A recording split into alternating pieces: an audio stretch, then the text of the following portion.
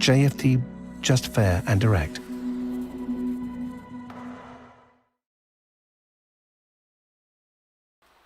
Okay, hello and good morning everyone. Welcome to JFD Traders Espresso with me, Darius Anucauskas. Today's the last trading day of July, guys, and of course last trading day of this week. So welcome to the 30th of July Traders Espresso with me, as I said, Darius Anucauskas.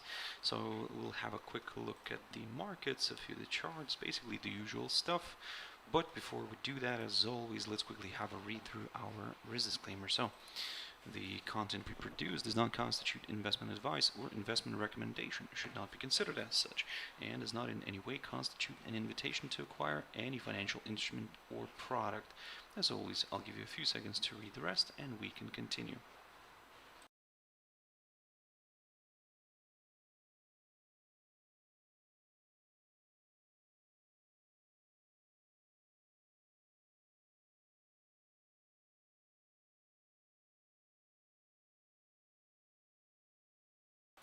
Okay, so now then, also just before we jump into the charts, as always, quick mentioning of our JFD YouTube channel, to which you can always subscribe to in order not to miss any of our upcoming videos, and of course our JFD Bank website and specifically JFD research page.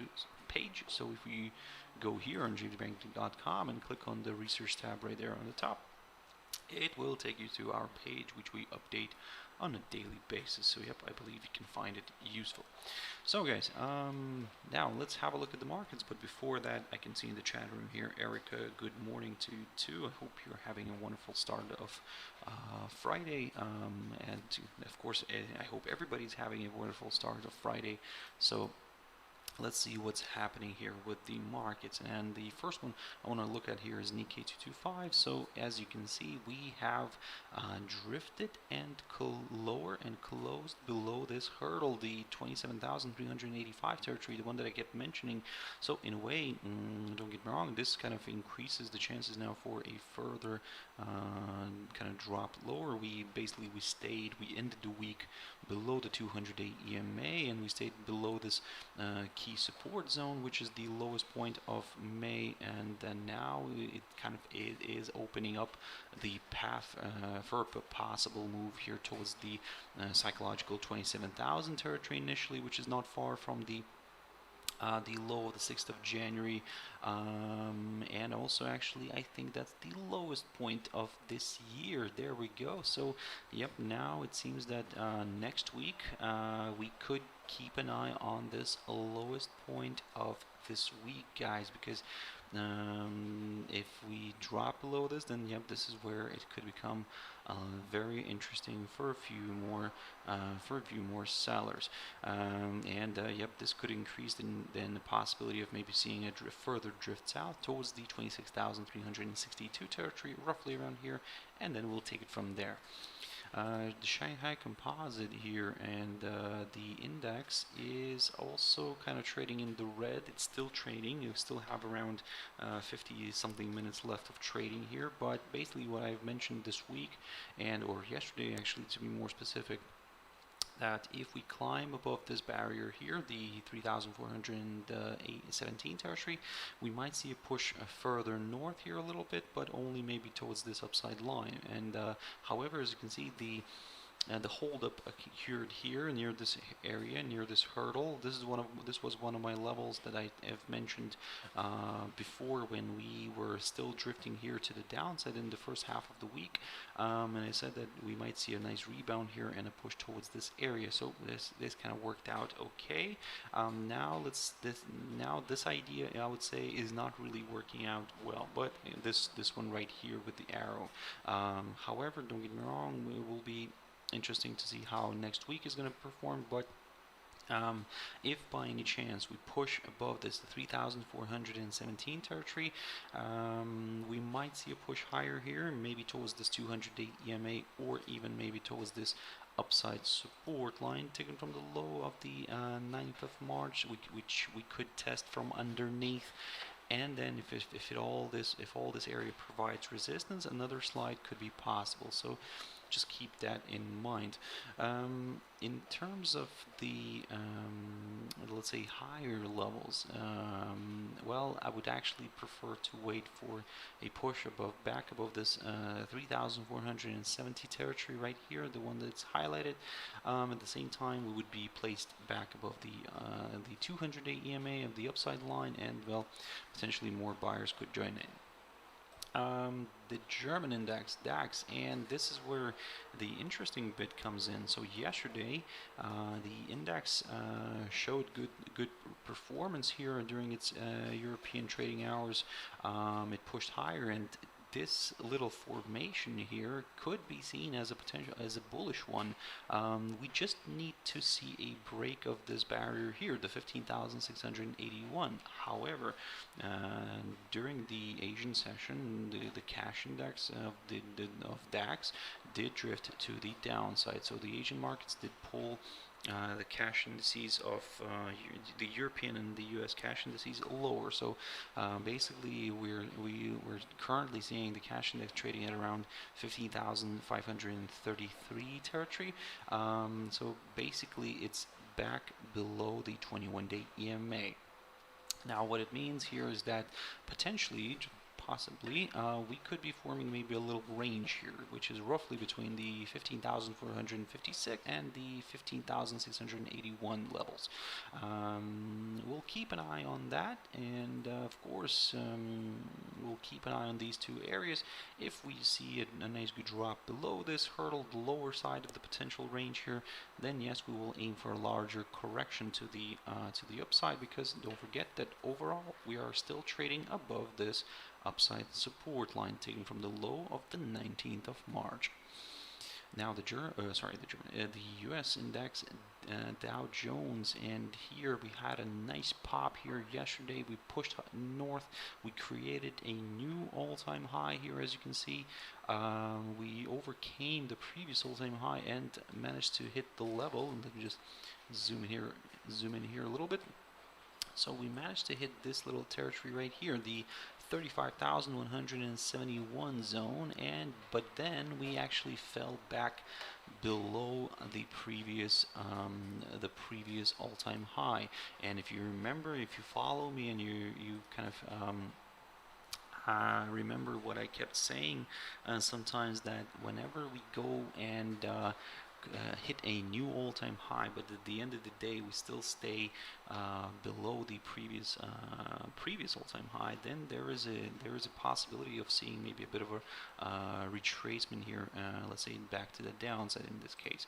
And currently we're seeing the cash index trading already below the psychological 35,000 mark. So that's kind of say at the moment in the near term is kind of making us a little bit worried. But of course, for now, I mean, looking at the overall picture, of course, you can see that the index is still strong. It's still kind of trading above some of these upside lines. But of course, I do understand some of the temptation sometimes to counter trend here. I mean, I understand that sometimes you think that maybe it's overbought already, but again, you could have said that when it was here back around the 33,000 territory. So again, it's at the moment the overall trend is still to the upside. We're still trading even above the 21-day EMA. So yep, any kind of pull, any throwback here could still be seen as a temporary correction, of course. So for now, let's not put those bearish caps yet. Of course, like I said, we could take advantage maybe of a few kind of throwbacks here, but just be very careful, like I said, because the trend is still to the upside, and in a way, any reversal could still happen to the upside. So again, at this point in time, of course, we're seeing a bit of a retracement here. Let's see if we can actually maybe go a little bit lower, maybe test the 21-day EMA, and if it provides support, then we could see a nice rebound and a push up again. But again, like I said, we'll go slowly, step by step, day by day on this one, and we'll try to see if we can actually prepare ourselves here. Because, for example, you can see here when we had this steep decline on the 19th of July, some of the traders were already ringing bells here and saying that maybe this is the turnaround. However, again, look what happened. So we went higher and even created a new all-time high. So that's why be very careful with these. Again, like I said, even if we see a decline here, this could just be seen as a good, healthy temporary correction. Similar story with Nasdaq, and Nasdaq 100 didn't really create a new all-time high yesterday, but it did push higher. It did stay slightly in the positive territory. Also, it did correct lower this morning, or I would say during the Asian session, the cash index, I mean, to correct lower. So yep, we will for now we'll keep an eye on some of these levels here in the near term. So basically, looking at the cash index, we'll see that the price is trading at around, it's first of all is back below the psychological 15,000 territory, and is now currently trading near the around the 14,850 zone. So basically it's below Wednesday's low, and it's coming closer to the current lowest point of this week. If we get a break of this area, at the same time we might see a drop below this 21-day EMA, and maybe even a break of this short-term tentative upside support line taken from the low of the 19th of May, guys. And then yes, we could see maybe a lower levels being met here. But at the moment, guys, yes, what we're seeing here is a nice little drift to the downside, it's like correction on the cash index. So keep an eye on today's trading, on today's European trading, and let's see if the European indices continue to slide. Well, maybe they could drag the U.S. cash indices further south. But like I said, at the moment, guys, I mean, we could still class that as a temporary correction. DXY, so drifted nicely to the downside. We managed to reach my target here, the one that I talked about from the beginning of this week, and I was targeting the 92 level here together with the 200-day EMA. So that's a good achievement. So now let's see what's going to happen further. At the moment we are seeing a nice little correction here, a test of this 92 territory together with the 200-day EMA, and if it continues to provide resistance, yes, another slide could be possible. But if it climbs back above it, maybe there could be a bit of hope here for the bulls. However, we'll be very careful, because now, let's say, we can first of all get rid of this upside line, but we will actually recycle this this upside line and turn it into a downside line. So, and this is where we're going to see here. So basically, long story short, for now we have a downside line. We have a little short-term trend to the downside. Don't forget that still we're kind of on a bigger picture. We are still trading above this upside support line. So in a way, we're kind of stuck in between these two lines here. But like I said, let's go slowly, step by step. So for now, I would say like this, that if we climb and stay back above this 200-day EMA together with the 92 territory, then we might see a bit of a push here towards this downside line, and then we'll take it from there. If we clear this this downside line and then push above the 92.51 territory here, yes, we could consider maybe a bit of a move higher again. But at the moment, guys, I mean, as long as it stays below the 200-day EMA here, then yes, still the downside scenario is not off the table. Gold, very quickly on gold, and a beautiful push higher. Of course, weaker dollar did help gold here to make its way up, and yeah, so at the moment everything's kind of working out here. The idea that I mentioned to you this week, that I said that if we pop above the 1814 territory, my next target is at least the 1834 level. This is what I said to you yesterday, and of course the day on Wednesday as well. So we just fractionally didn't hit the 1834 level, but came very close to it. But to be honest, I'll take that. It's a good achievement, so good result. So let's see if we can now push a little bit higher here to test this downside resistance line taken from the high of the 1st of June. If we find some resistance here, then yes, maybe another slide could be possible. But at the moment, guys, I mean, there are a few more buyers here than the sellers. So let's see if DXY drifts lower again, then yep, we could see gold pushing a little bit higher here, and also of course if equities start moving to the downside a little bit here, this is where gold could pick up its interest again. So long story short, for now I'm leaning slightly to the upside here, but not much, only up until this downside line, and then we'll take it from there. Quick update on Brent oil. Haven't looked at this one for quite a while, but to be honest, it's kind of similar in a way with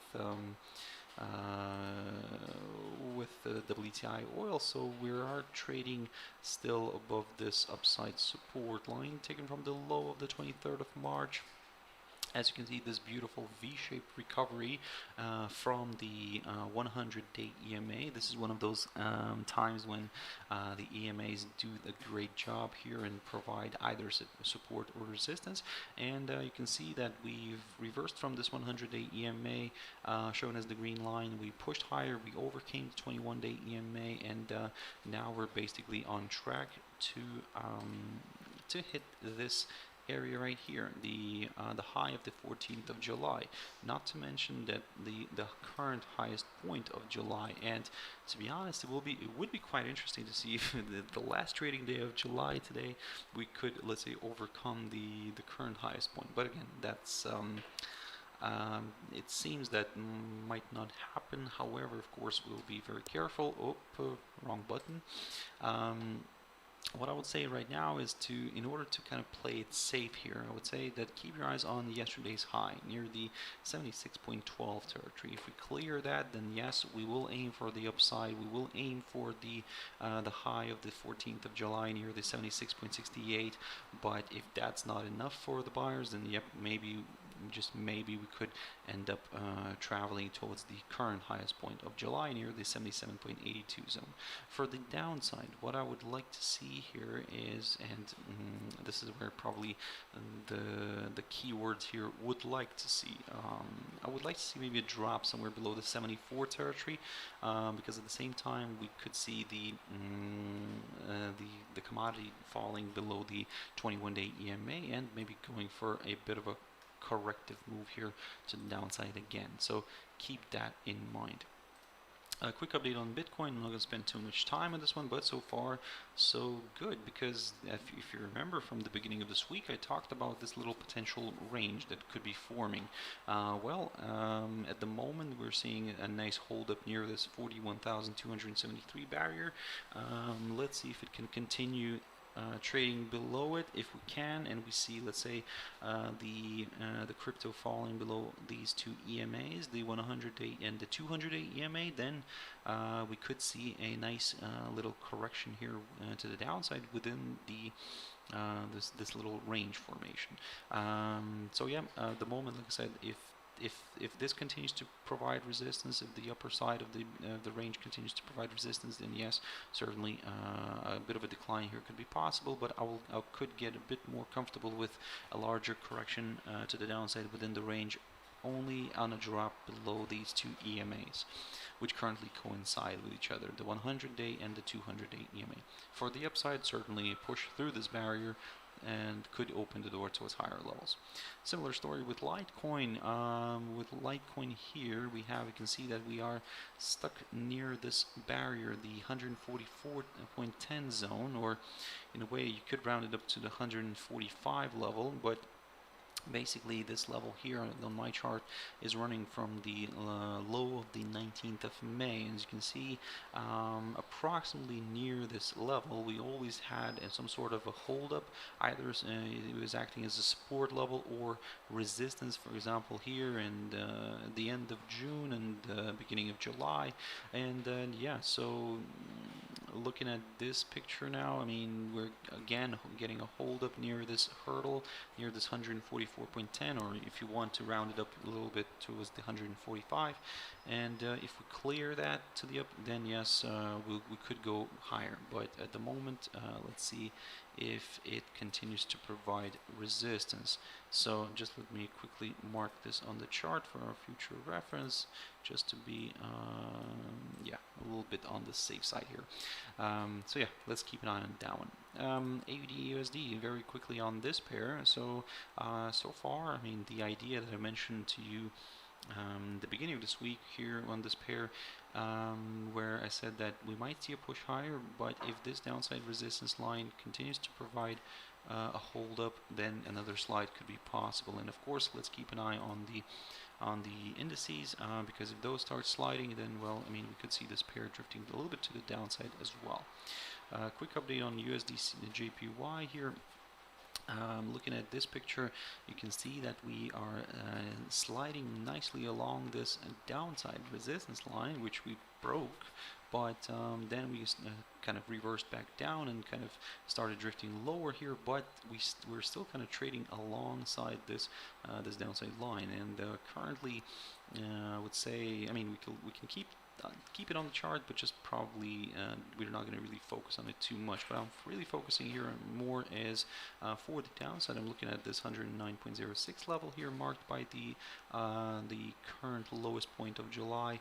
And if we clear that, then of course this confirms a forthcoming lower low, and potentially more sellers could join in. For the upside, it's a bit of a tricky one here, to be honest, because basically, if we just kind of draw this downside line differently a little bit, just to capture this little high from the 26th of July, then yep, we can see that we have a nice little downside line here, which, to be honest, would need to be broken in order to we could see some higher levels being met here. But at the moment, let's keep an eye on some of these levels here. Of course, keep your eyes on the 100-day EMA, which, as you can see, kind of acts as a very nice area of support as well. But if all that gets cleared, then, well, lower levels could be met. Quick update on USD CHF. Good result here, because at the beginning of this week I told you to keep an eye on this hurdle here, the 0.9118, which, if it gets broken, then my next target is the inside swing high here of the 4th of June, which we managed to reach perfectly. And that area is now acting as a very nice area of support. So the 0.9054 level. And of course, for now, looking at this picture again, we can also let's quickly recycle this downside resistance line. Let's keep an eye on this one right here. And yep, we can see we have a nice little short-term tentative downside resistance line taken from the high of the 2nd of July. In a way, what we're seeing right now is a nice little corrective move higher, but I will be very careful here. If we do correct a little bit higher, I will keep an eye on these EMAs, because we're currently trading below all of them. I'll keep an eye on the 0.9118 territory as well. That's the low of the 15th of July, and then we will take it from there, because if that area provides resistance, then another slide could be possible. A quick update on the US dollar against the South African rand here. So of course the unrests continue in South Africa, and certainly that is kind of putting its pressure on the rand. However, you can see the pair drifting a little bit to the downside, but that's kind of mainly driven by the weakness in the dollar here. We're currently trading near this upside support line taken from the low of the 7th of June. We're back below the 200-day EMA. So if you're looking for some upside here, then at least wait for a push back above the 200-day EMA, and then potentially more buyers could join in.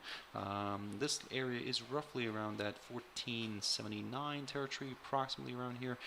So if we jump back above it, then there's a greater chance to see a push back to the upside. For the downside, given that we are kind of fluctuating here around this upside line, I would say that in order to go for the downside, we'll probably just wait for at least for a drop below yesterday's low, because near the 14.53 territory approximately around here, and then yes, we could see maybe some lower levels getting met, because at the same time we would be placed below the 21-day EMA, and our next target could be this 100-day EMA.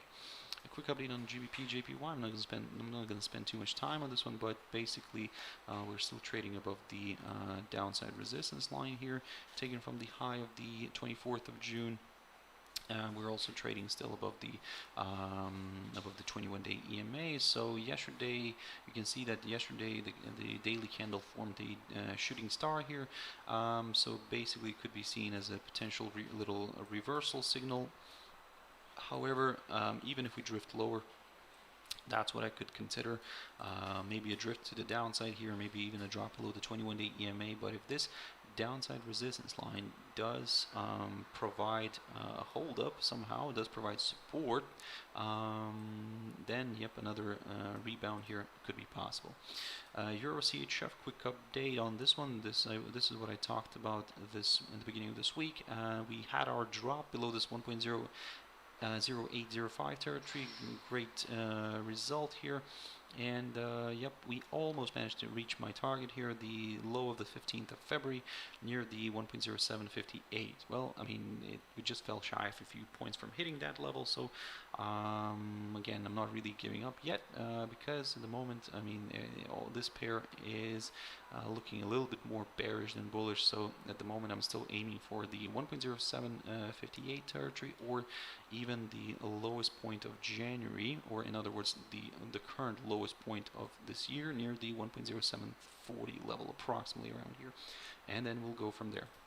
And finally, just a quick update on EURUSD. So, yep, good result, I would say. So, in the beginning of this week, I told you to keep an eye on this potential kind of falling wedge pattern, which tends to break to the upside. So, good news on that. It worked out. My only kind of little issue here is that we reached one of my targets here, the 1.1895, but I was actually hoping to see maybe a test of the 200-day EMA. But again, let's see how this day is going to end up playing out. So I would say that if we climb somewhere above this 1.1895 territory, then I'll aim for that 200-day EMA, but that's going to be it probably for me. If we overshoot it, of course, that's great. We could go higher, but I will be careful, I will be cautious here for now, and like I said, for now I'm just going to aim for that 200-day EMA, and then we'll take it from there. So yeah, guys, that's it for this session. It was a quick one. I hope you enjoyed it. I hope you liked it, and I thank you very much for your views, your comments, your likes today, this week. So I really appreciate that, guys. So if you want to catch me on Monday, as always, in my Traders Espresso, 6 o'clock GMT time. For now, have a wonderful trading day. Have a wonderful weekend. Stay safe. Have your stop losses in place today. I mean, don't overtrade. It's Friday, guys, and yeah, I'll see you on Monday. So thank you very much, and bye-bye.